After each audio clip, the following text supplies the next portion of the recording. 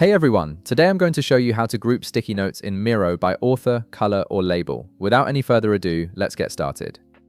First, open your web browser and navigate to Miro.com, or if you prefer, you can open the Miro app directly on your device. Once you're there, go ahead and log in with your credentials to access your workspace. After logging in, you'll land on your dashboard where all your boards are displayed. From here, open an existing board that contains the sticky notes you want to organize. This is the board where you'll be grouping your sticky notes, so make sure it's the one you need to work with.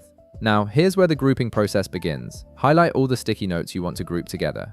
You can do this by clicking and dragging your cursor over multiple sticky notes or by holding down the Shift key while clicking individual notes. This selection allows you to apply grouping actions to multiple sticky notes at once, which saves you a lot of time when working with large boards.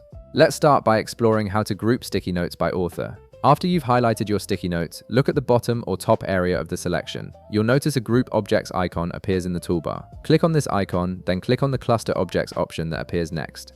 From the menu that pops up, select Author. This action organizes your sticky notes based on who created them, which is incredibly useful when you're collaborating with a team and want to see contributions from different members. At the top of each group section, you'll notice the author's name displayed clearly. You can actually edit these names if needed, although in my case, all the author names are the same since I don't have any collaborators on this board. But in a team setting, this feature becomes really powerful for tracking individual contributions. Now let's explore how to group sticky notes by color. Start by highlighting all the sticky notes you want to organize by their color. Just like before, look at the bottom or top area of your selection and click the Group Objects icon, followed by the Cluster Objects option. This time, select Color from the menu.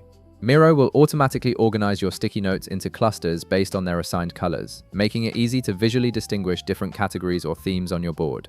You'll see that each color cluster has a name displayed at the top. If you want to customize these names to better reflect what each color represents, simply click Edit Cluster Name at the top of any group.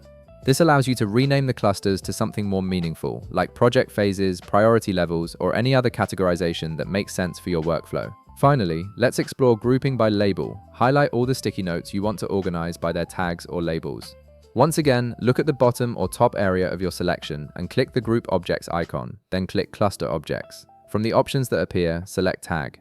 This groups your sticky notes based on the labels you've assigned to them, which is perfect when you're working with different topics, categories, or project types that need clear organization.